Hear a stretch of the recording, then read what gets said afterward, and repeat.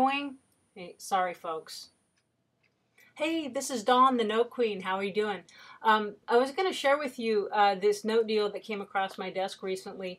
A note seller who carried back a note when they sold their property a year ago, and now they're thinking they want to sell. So what they did is they sent me all these documents. They sent me a note, a deed of trust, escrow instructions, the escrow closing statement, the HUD statement, and they sent me the payer's social security number, but unfortunately not his credit report. They actually never ran his credit, which is kind of a no-no, so run the credit.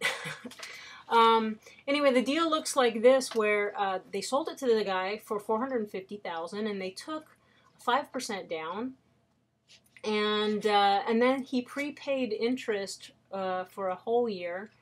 And so really it looked like he made more of a 10% down payment, but he had no payment history for a year. So now here we are, about a year is up. So pretty soon he's going to need to start making payments according to the terms of the note. The only thing is, we noticed a couple things.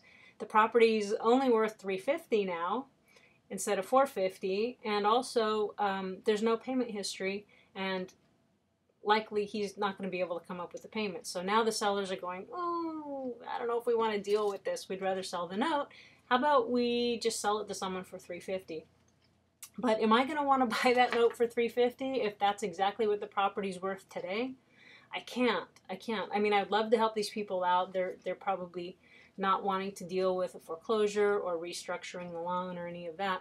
But here's what I've got to think about. I got to buy this note so that even if he never makes another payment, and even if I have to foreclose on him and it takes 18 months to get him out, you know, bankruptcy and all these hoo-yahs that people can do to stretch out a foreclosure, and if the market gets softer and the property is worth less by the time I get possession of it, and if he's like trashed it in the meantime, there's all these things that I have to think about when I'm buying a note, especially one that's looks like it's going to be a defaulting scenario. And technically he has defaulted because he didn't pay his last round of property taxes. So anyway, they were kind of sad to hear that at the very, very most I could possibly pay would be 50% of the value of the property, not the balance on the note. And there's a couple of things that made it pretty tough. It is nice. A 10% down payment is way better than a 5%, but having no payment history and not even knowing what the guy's credit is that doesn't help so much. And then another big thing is, there in the note, the escrow company just didn't put it together very well. They didn't get a due on sale clause in there.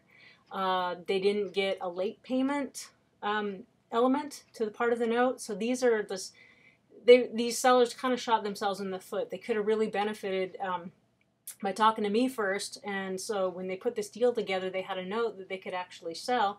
Probably I would have told them to create two notes. Don't just have all of it in one note. You know, they should have taken a small second and had maybe a 75 LTV, loan to value first, or smaller, so that if they ever had to sell like this, they'd take a little bit less of a discount. So anyway, just one of those things, a few more tidbits.